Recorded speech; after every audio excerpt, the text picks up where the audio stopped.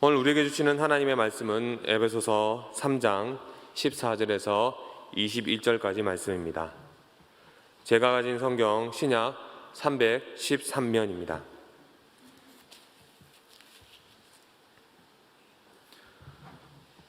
제가 읽고 마지막 절은 함께 읽겠습니다.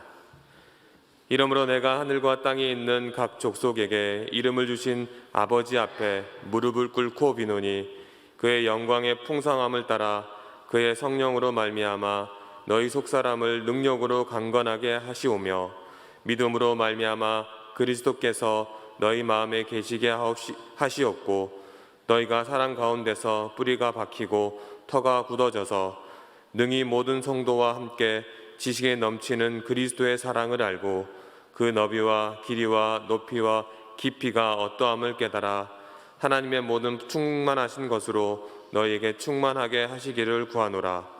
우리 가운데서 역사하시는 능력대로 우리가 구하거나 생각하는 모든 것에 더 넘치도록 능히 하실 이에게 함께 읽겠습니다. 교회 안에서와 그리스도 안에서 영광이 대대로 영원 무궁하기를 원하노라. 아멘. 가브리엘의 찬양을 하나님께서 영광 받아 주신 줄로 믿습니다.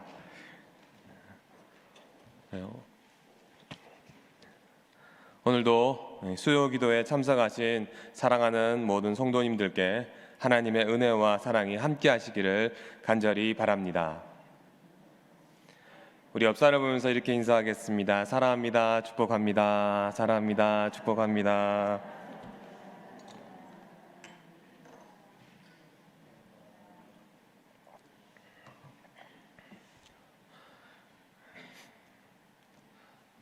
영국에 줄리안 모리스라는 사람이 있었습니다.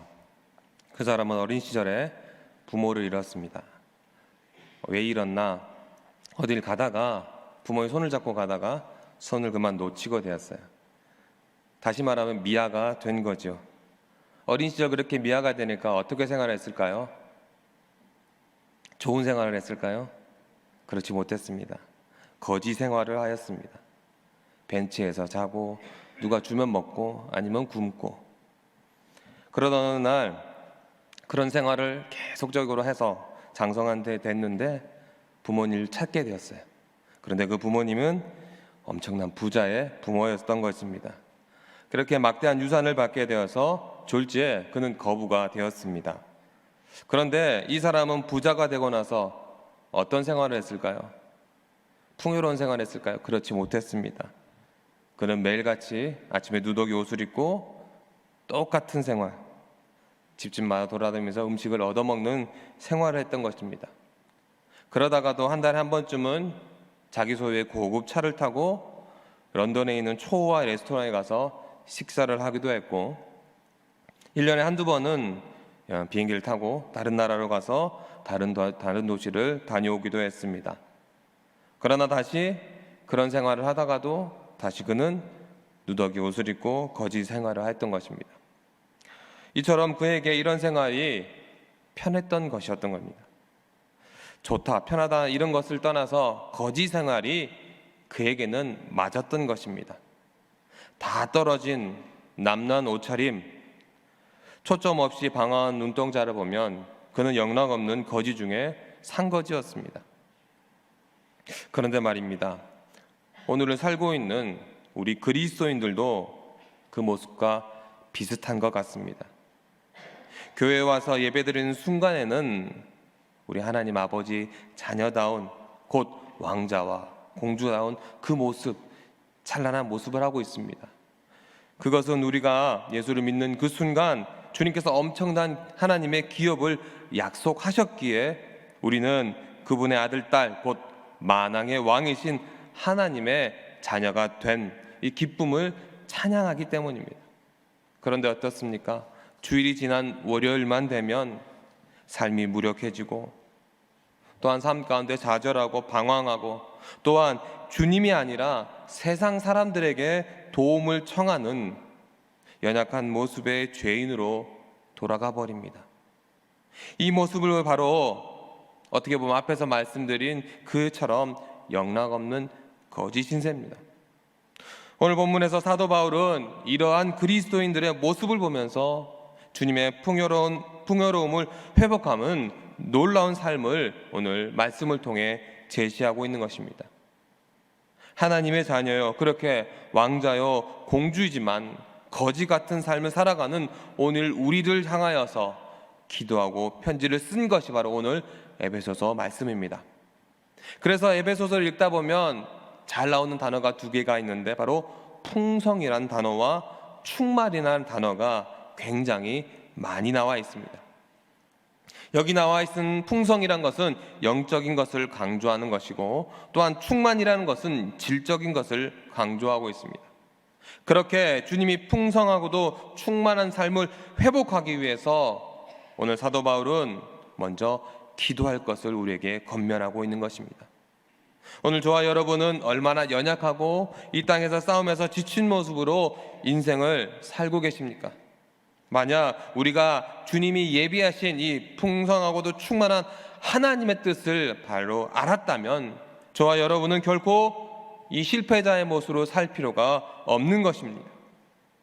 16절 말씀해 보실까요? 16절 말씀입니다.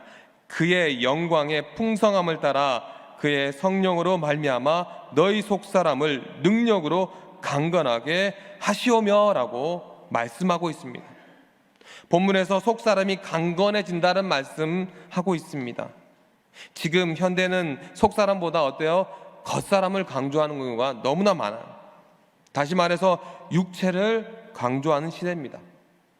아마도 현대인들의 최대의 관심사는 외적인 아름다움을 추구하는 것입니다.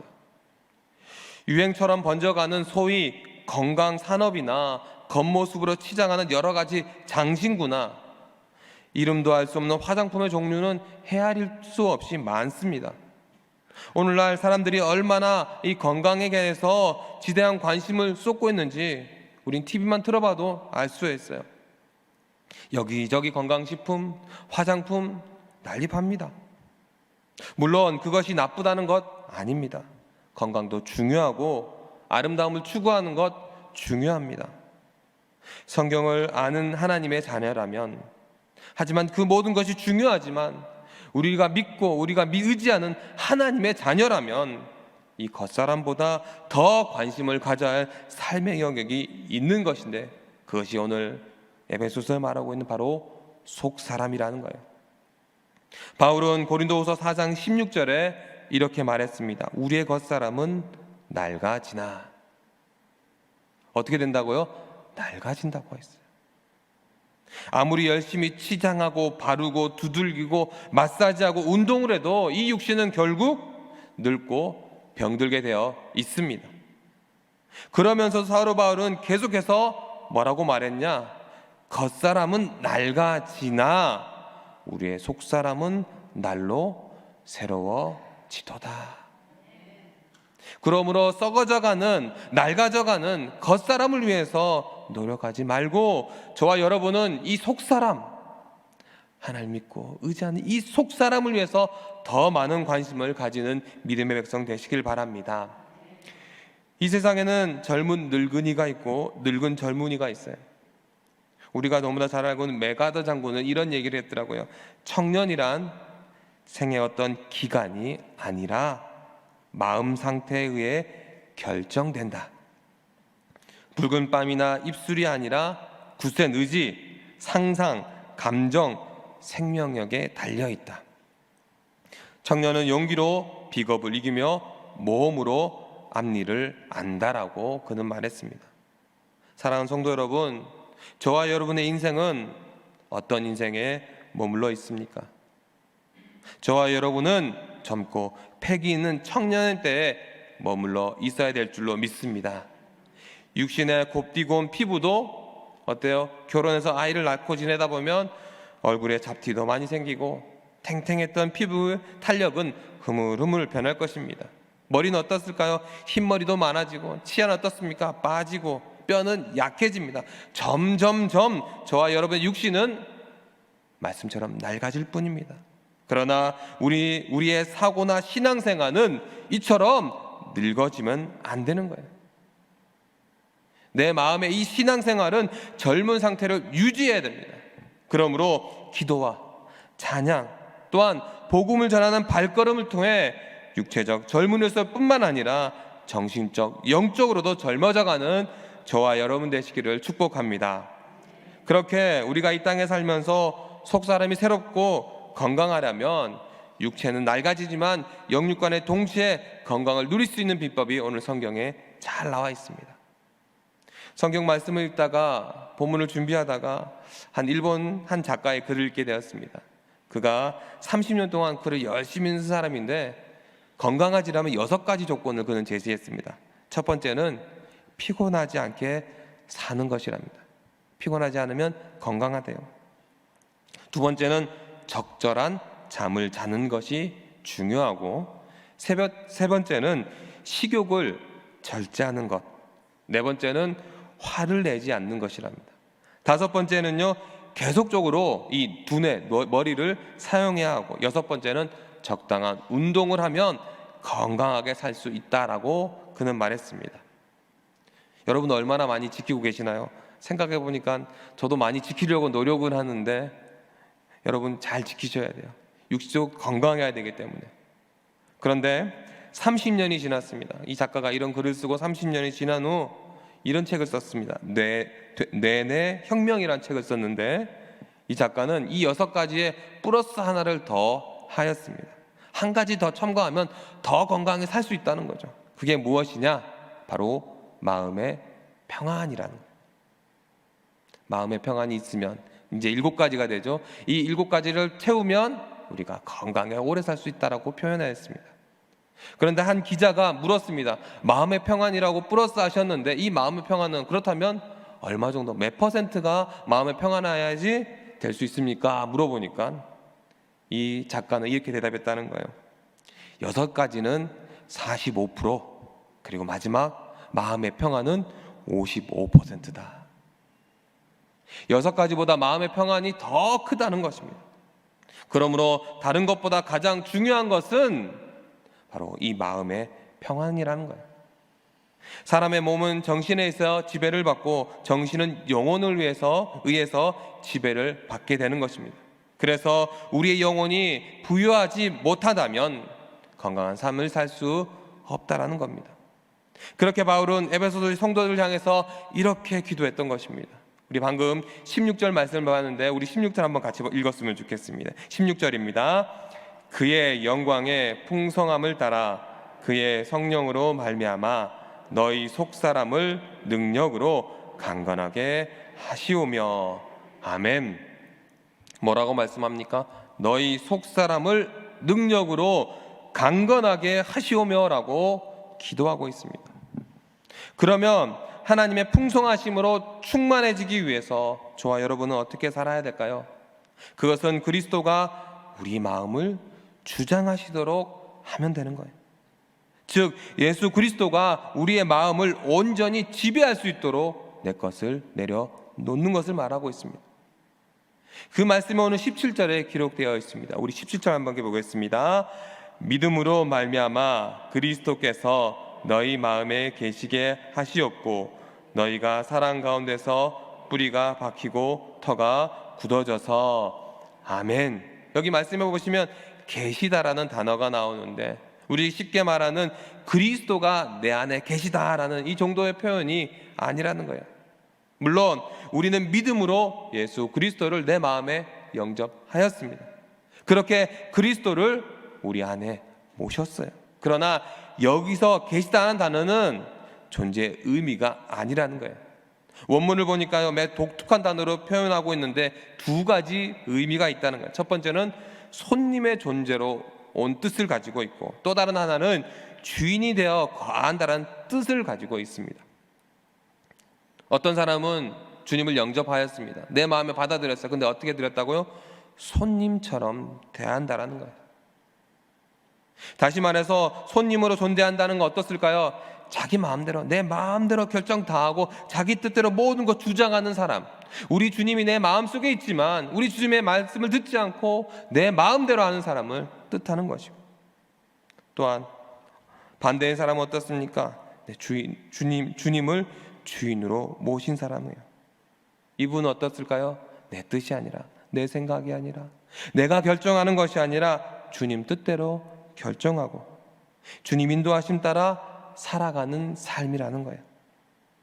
여러분, 한번 묻고 싶습니다. 여러분은 우리 주님을 손님으로 모셨습니까? 주인으로 모시셨습니까? 주님은 우리 안에 오실 때 손님으로 오시기를 원치 않으십니다. 그분은 내 삶 모든 영역에서 내 생각 모든 영역들 온전히 지배하는 그런 주인으로 오시기를 원하십니다. 그러므로 그분께 모든 것 맡기는 그런 삶을 살아가는 저와 여러분 되시기를 바랍니다. 어떤 손님이 점심을 먹기 위해서 한 식당을 들렸습니다. 식당 문을 딱 여니까요, 깨끗하고 좋아야 될 텐데 어땠냐? 여기는 식탁보도 아주 더러웠다는 거예요. 또한 주문을 받는 이 웨이터도 옷이 깨끗하지 못했습니다. 다시 말해서 친절과 정성이 부족했고, 그렇게 부족한 음식은 맛있었을까요? 맛이 없었습니다. 그는 기대를 가지고 음식점에 들어가는데 이 모든 상황을 보고 나서 다음에 이 식당에 우리 식구들을 데리고 우리 손님을 데리고 내가 초대해서 가야 되겠다, 이런 계획을 세웠는데 모든 것 다 취소해 버렸다는 거예요. 그렇게 얼마 후 그곳을 또 지나가게 되었는데 앞을 지나가다 보니까 그 가게 앞에 큰 팻말로 이런 문구가 써져 있었다는 거예요. 새 주인이 경영합니다. 사장님이 바뀌었어요. 그래서 이 사람은 한 번 더 속자 싶어서 다시 한번 그 가게를 찾게 되었습니다. 문을 딱 열었을 때 어떻게 됐을까요?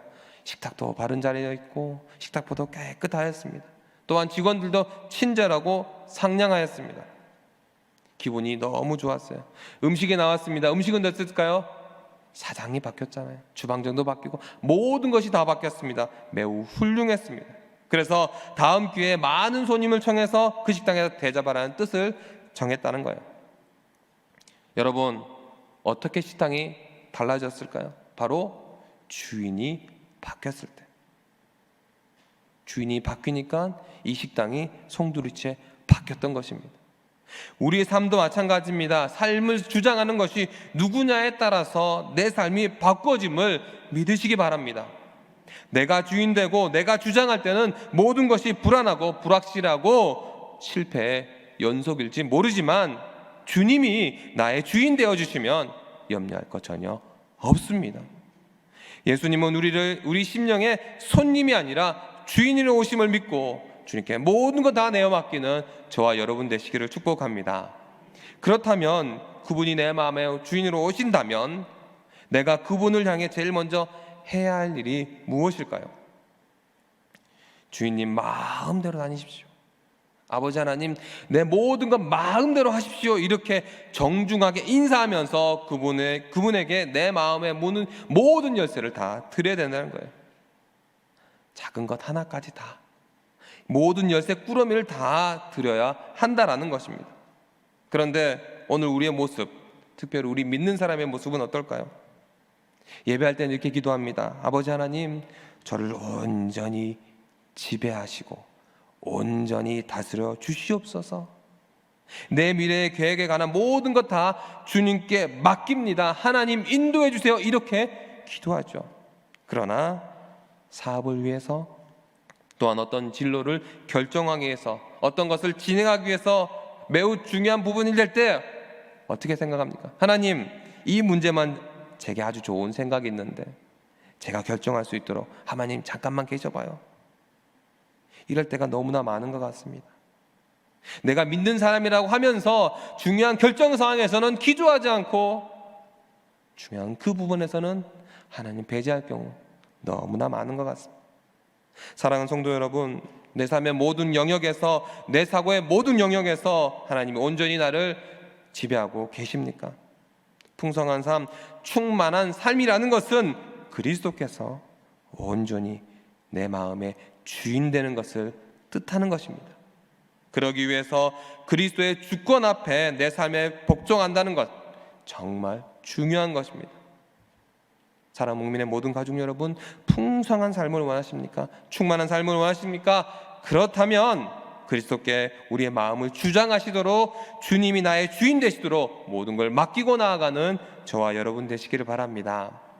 여러분, 만약 주님을 진정으로 사랑한다면요, 기꺼이 여러분의 마음 중심에 우리 주님을 주인으로 모셔야 되는 거예요. 그런데 만약 아직도 그런 삶의 모습이 아니라면 그러면 분명히 주님을 사랑하지 않는 존재가 되는 거예요. 다시 말해서 입술로는 주님 사랑해요, 주님 감사합니다, 은혜 주심 감사합니다 고백하지만 그 모든 것이 거짓이 되는 것입니다. 자신을 속이는 속임수에 불과할 뿐입니다. 그래서 본문에서 바울 사도는 우리에게 주님 사랑을 알기를 원했던 거예요.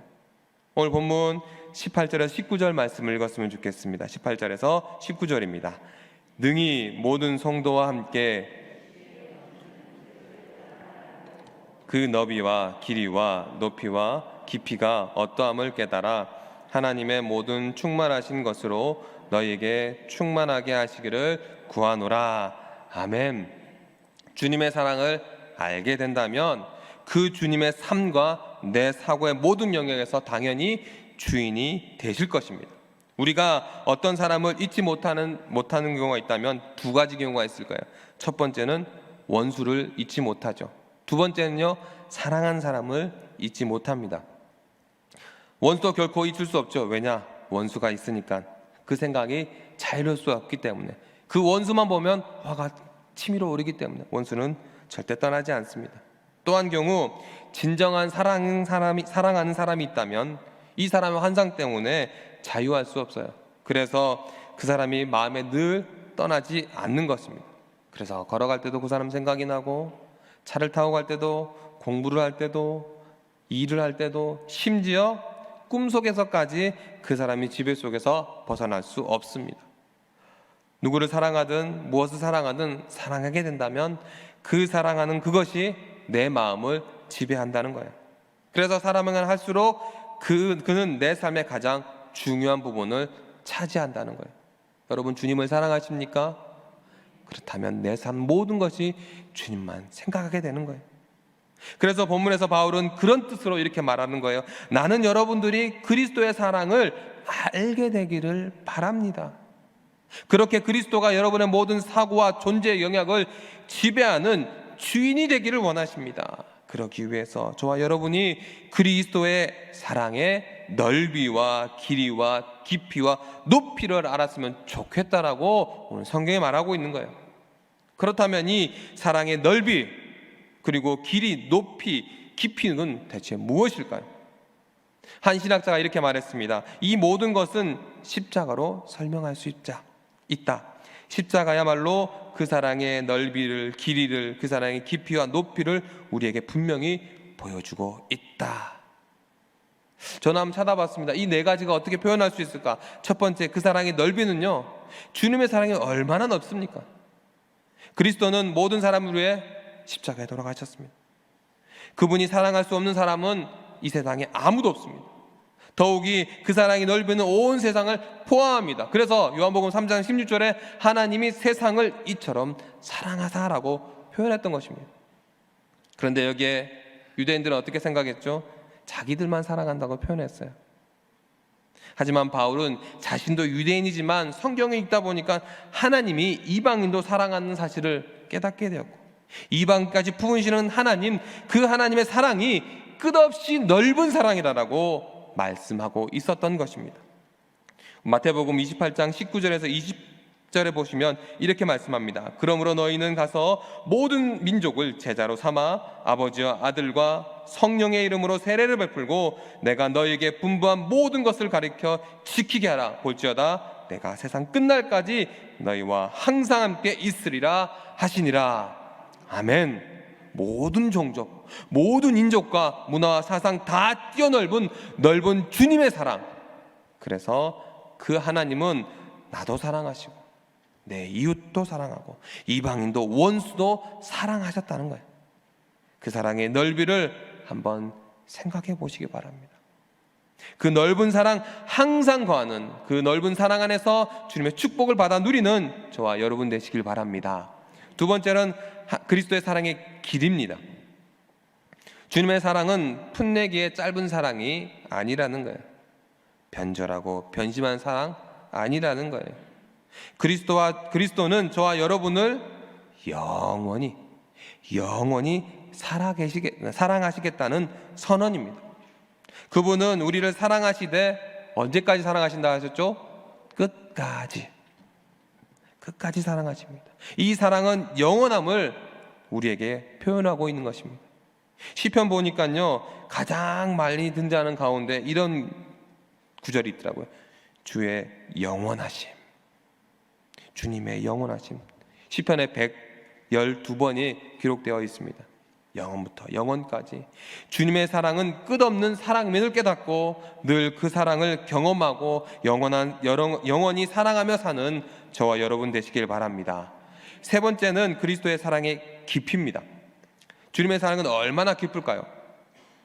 우리는 죄로 말미암아 어디 가죠? 지옥에 갈 수밖에 없는 사람이었습니다. 그러나 그리스도는 우리의 죄를 짊어지시고 십자가에 죽으셨을 뿐만 아니라 내가 받아야 하나님의 진노와 저주를 다 담당하셨습니다. 바로 그리스도는 우리의 허물과 죄를 깨끗하게 담당하여 씻어주셨습니다.